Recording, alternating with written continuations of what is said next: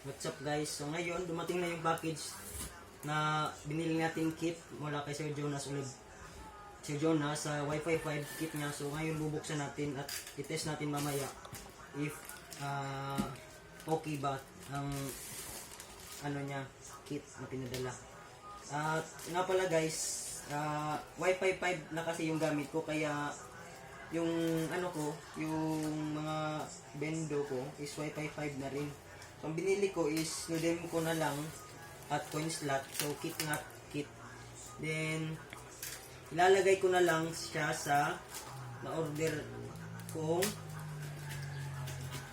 bendo box. Galing rin kay Sir Ayan Ronel. You know, tingin, ito. So, yan yung lalagyan ko ng kit natin. Ito. So, kung maganda naman, then, dadagdagan natin sa dito para dumami at ano natin. So, binubuksan ko na. Mas binubuksan ko na ngayon. So, ito na siya guys ha. Sir Jonas, thank you nga pala sir sa secure na pagpadala mo.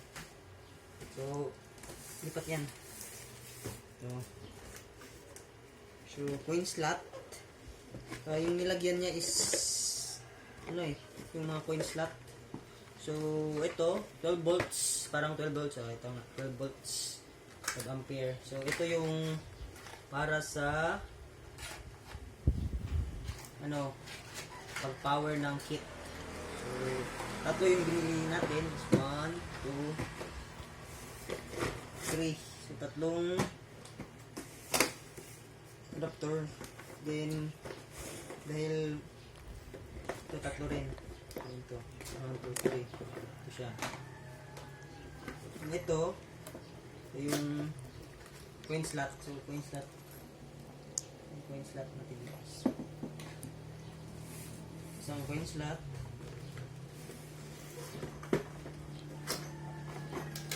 Pangalawa, slot.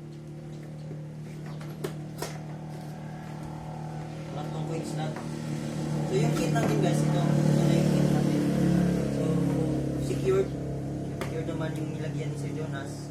So ang laman nito guys is yung modem ko.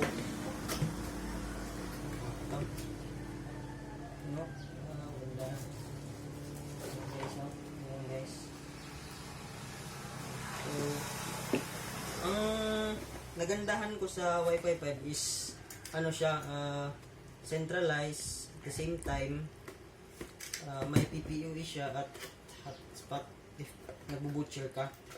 Yung maraming feature.